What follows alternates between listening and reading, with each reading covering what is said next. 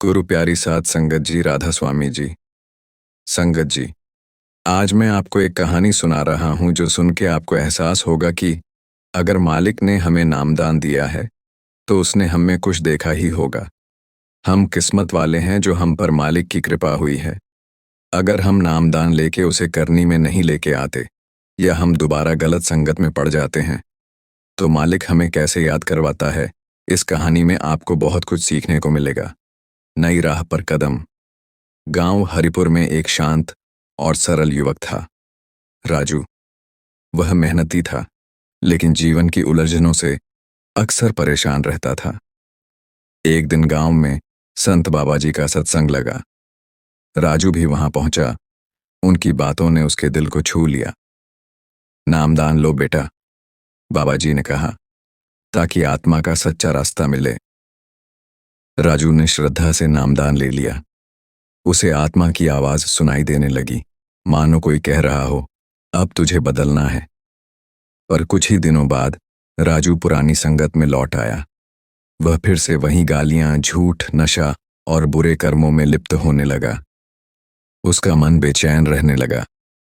नींद गायब हो गई और अंतरात्मा लगातार उसे कचोटने लगी। एक रात राजू को सपना आया। वही संत बाबा जी थे।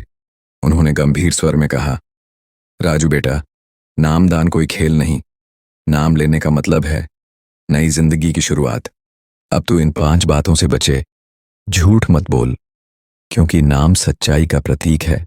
मांस मदिरा से दूर रह, क्योंकि ये आत्मा को नीचे खींचते हैं। किसी का दिल मत दुखा, वरना नाम का असर धूमिल हो जाएगा। लोभ लालच से बच, क्योंकि ये तुझे फिर माया में उलझा देंगे। सत्संग और सिमरन मत छोड़, यही तेरी रक्षा का कवच है। राजू हड़बड़ा कर उठा, पसीने में लथपथ। उसने संकल्प लिया कि वह अब नाम की लाज रखेगा। अगले दिन से उसका जीवन बदलने लगा। वह हर सुबह सिमरन करता, किसी का बुरा नहीं सोचता और गांव में लोगों की मदद करने लगा। कुछ महीनों में ही उसे संत की बताई बातों से ज्ञान हो गया। वह समझ गया, नामदान सिर्फ लेना नहीं होता, निभाना भी होता है। संगत जी, ये कहानी हमारे ऊपर है। हम भी नामदान ले लेते हैं, मगर उसे निभा नहीं पाते। हम और सारा काम करते हैं, मगर उस मालिक के लिए हमारे पास समय नहीं है।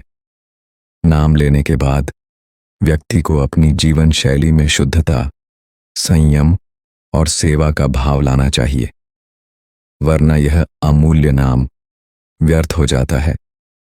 राधा स्वामी जी।